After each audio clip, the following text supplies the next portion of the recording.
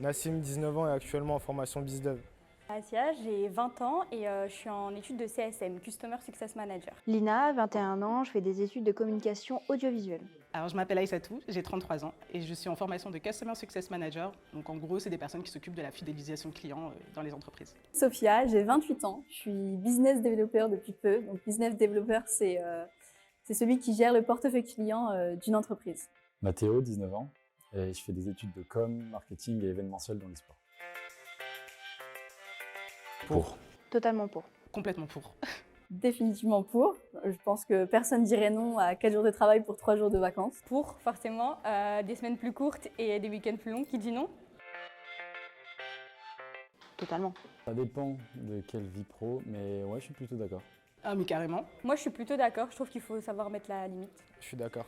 Oui, je suis d'accord. Je pense que l'un ne va pas sans l'autre. Quand on est bien à la maison, on est forcément bien au travail. Enfin, c'est un équilibre qu'il faut trouver. Ouais. Oui. Bah ouais, bien sûr.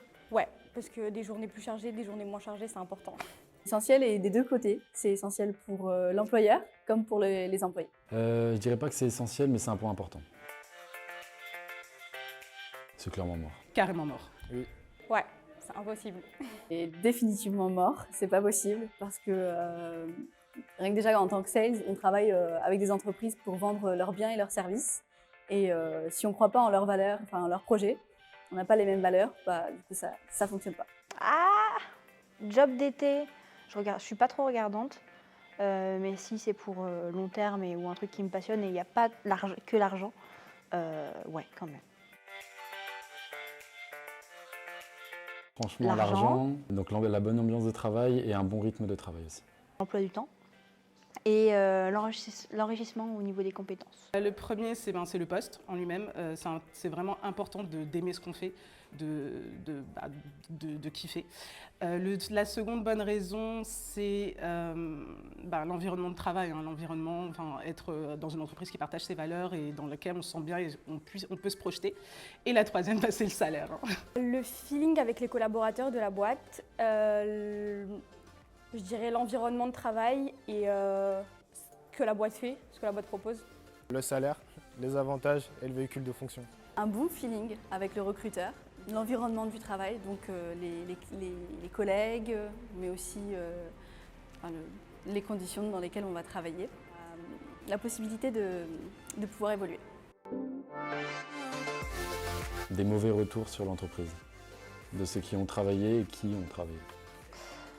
Les valeurs, c'est-à-dire que si je vois qu'elle est vraiment à l'inverse de ce que je pense ou ce que je crois, je pense que j'irai simplement pas, quoi. Le critère rédhibitoire, c'est vraiment une entreprise dans laquelle on se sent vraiment pas bien et qu'on n'a pas l'impression qu'on peut évoluer dans son poste. Des conditions de travail qui sont pas assez formelles et où c'est un petit peu le fouillis et il n'y a pas une bonne organisation. Une entreprise qui n'a pas un environnement sain.